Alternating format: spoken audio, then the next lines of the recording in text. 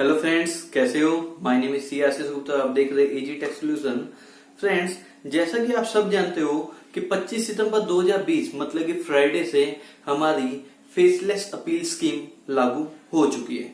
मतलब कि फ्रेंड्स, जो आपकी इनकम टैक्स के अंदर अपील फाइल हुई थी सीआईटी के पास, जो कि पेंडिंग थी, या फिर जो आप नई अपील फाइल करना चाहते हो, वो अब आपको फेसलेस अपील स्कीम के थ्रू निपटवानी पड़ेगी। मतलब कि आपको फेसलेस अपील स्कीम के थ्रू ही फाइल करनी पड़ेगी, उसी के थ्रू आपको निपटवानी पड़ेगी। अब आपको सीआईटी के पास पर्सनल हियरिंग के लिए नहीं जाना पड़ेगा।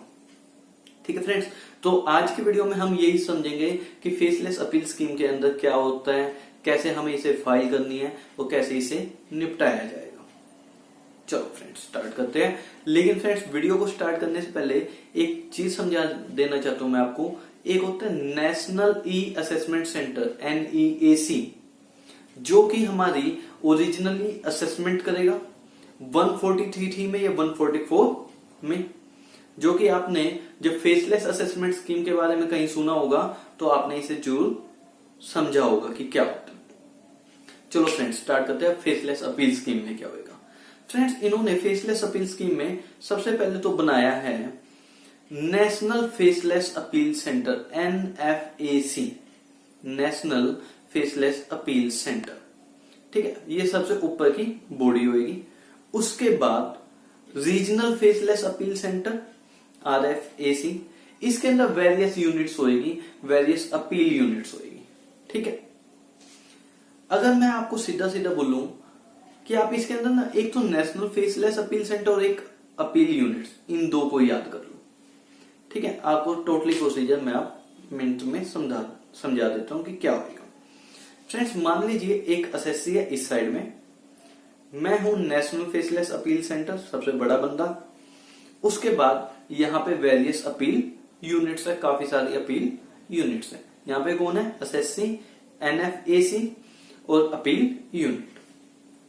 मान लीजिए असेसी है, असेसी किसी केस के रिगार्डिंग अपील फाइल करना चाहता है, तो वो एप्लीकेशन लगाएगा और वो एप्लीकेशन मेरे पास आएगी, मतलब कि NFAC के पास।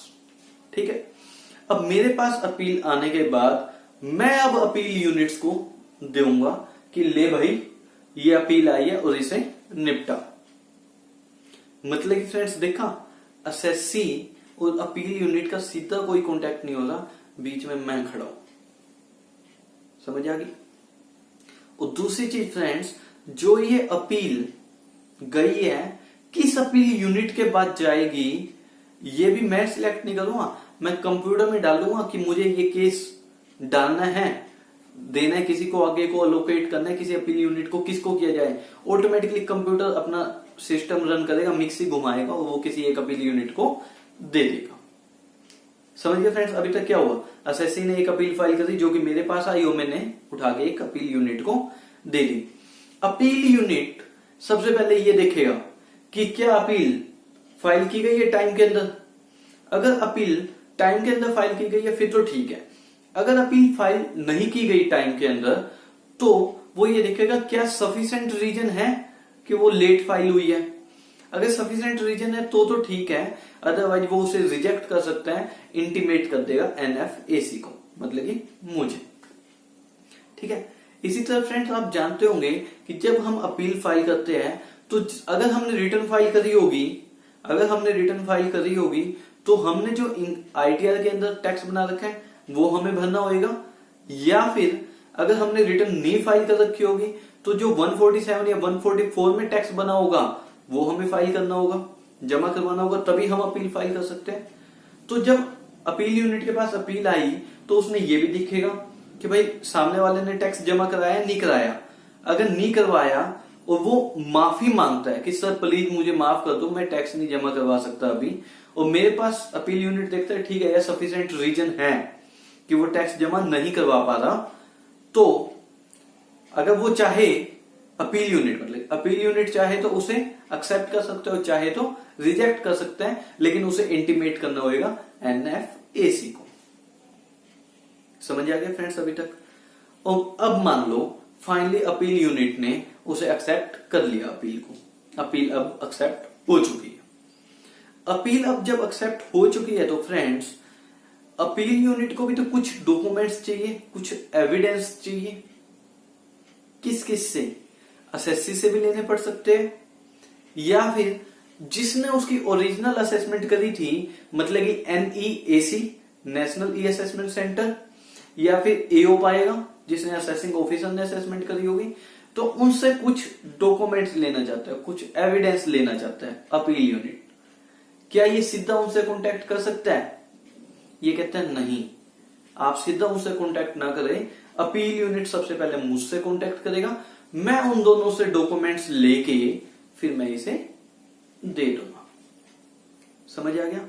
मतलब कि जो भी करेगा NFAC के थ्रू करेगा, वो अपने आप से खुद कुछ नहीं कर सकता। यहां तक क्लियर?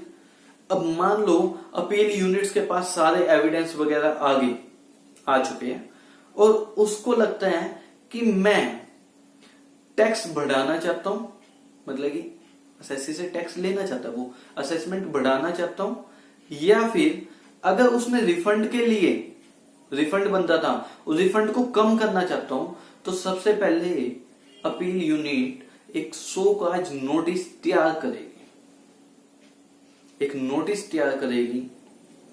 वो नोटिस का ड्राफ्ट ऑर्डर मेरे पास आएगा, ठीक है, मैं एसएससी को भेजूंगा, एसएससी उसका रिस्पॉन्स देगा मेरे को, मैं अपील यूनिट को दे दूंगा और अपील यूनिट फाइनली देखेगा ठीक है भाई क्या जवाब आया है, और फिर जो उसके मन में आएगा वो एक ऑर्डर पास कर देगा, एक ड्राफ्ट ऑर्डर तैयार कर देगा, और वो ड्राफ्ट ऑर्डर तैयार करके किसको दे देगा? मुझे दे देगा, ठीक है, NFAC को।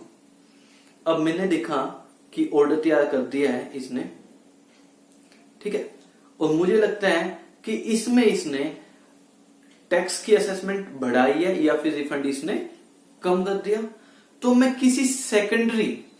किसी दूसरी अपील यूनिट को कहूंगा ले भाई ये पहली अपील यूनिट का ऑर्डर बनाया गया है, चेक कर इसे जरा, रिव्यू कर। सेकंड अपील यूनिट ने अपना उस ऑर्डर को चेक किया जो कि ड्राफ्ट ऑर्डर तैयार किया गया था फर्स्ट अपील यूनिट के द्वारा। उस सेकंड अपील यूनिट कहती है कि बिल्कुल ठीक है, अगर बिल्कुल ठीक है तो कोई दिक्कत नहीं, लेकिन अगर सेकंड अपील यूनिट कहती है कि इसमें कुछ मॉडिफिकेशन होना चाहिए, और सेकंड अपील यूनिट कुछ मेरे को वो ओपिनियन भी दे देती है। अब मेरे पास क्या क्या है, जो फर्स्ट अपील यूनिट ने ऑर्डर ड्राफ्ट किया वो, प्लस जो सेकंड अपील यूनिट ने अपने ओपिनियन दिए वे, इन दोनों को मैं किसी थर्ड अपील यूनिट के पास भेज दूंगा, उसको कहूंगा ले भाई ये पहली अपील यूनिट का तो ड्राफ्ट ऑर्डर है, सेकंड अपील यूनिट ने इसके ऊपर अपने ये मॉडिफाइड ओपिनियन दिए हैं, अब मुझे आप कंक्लूजन दो। तो थर्ड अपील यूनिट उन्हें चेक करके मुझे अपने ओपिनियन दे देगी कि सर मेरे हिसाब से तो ये होना चाहिए। फिर जब जो भी कंक्लूजन आएगा वो फाइनल एक ऑर्डर बन जाएगा, ठीक है, वो ऑर्डर वो एसएससी को दे देगा, रिगार्डिंग जो NEAC था नेशनल ई असेसमेंट सेंटर या फिर एओ उसके पास भेज देगा, और जो प्रिंसिपल डायरेक्टर है, ठीक है, उसके पास वो भेज देगा, मतलब जो हमारा principal commissioner of income tax है उनके पास भी वो ऑर्डर आगे भेज दिया जाएगा। समझ आ गया फ्रेंड्स? अगर नहीं आया हो ना फ्रेंड्स तो इसे मैं कंक्लूड नहीं कर सकता, क्योंकि पहले ही मैंने ये 3 से 4 पेज आपको समराइज करके बताए हैं, ठीक है, जो इस नो फेसलेस अपील स्कीम के अंदर दिए गए थे। आप इस वीडियो को दोबारा सुन लेना। चलो ये समझ आ गया।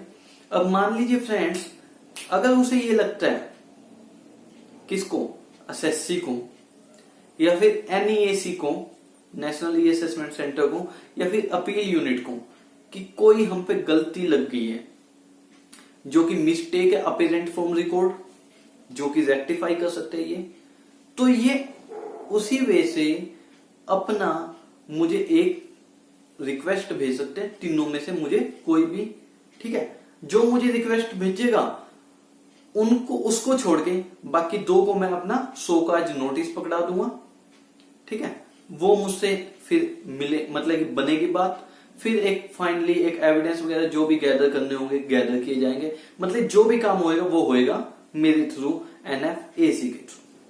ठीक है, तो आप सोचोगे सर क्या एसएससी एनएफएसी से जाके मिल सकता है? नहीं यार, नहीं मिल सकता।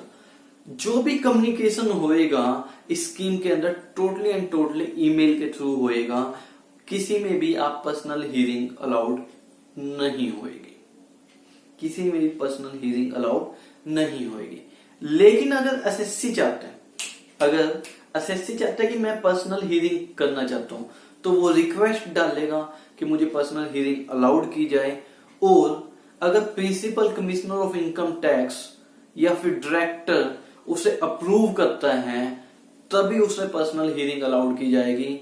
मतलब कि छोटे अथॉरिटीज को कोई राइट्स नहीं होएगा कि एसएससी को बुलाया जाए या एसएससी अपनी रिक्वेस्ट पे हमसे मिल सके। अगर वो principal commissioner of income tax approve करेगा तभी वे हमसे मिल सकते हैं। तो समझ रहे हो फ्रेंड्स फेसलेस अपील स्कीम में क्या होने वाला है। ठीक है, तो आपको अपना जो भी रिप्लाई तैयार करोगे आपको बड़ी ही सावधानी से रिप्लाई तैयार करना है, ताकि